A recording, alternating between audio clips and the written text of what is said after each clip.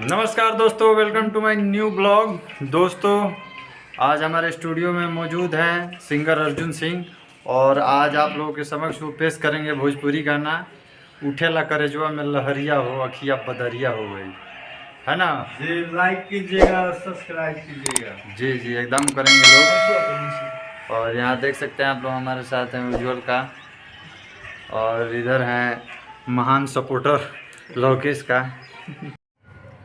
रूपवा के चांद चमकत बिसरत ना बाट मन से, देहिया भले ही जियत बा निकसल बा प्राण तन से।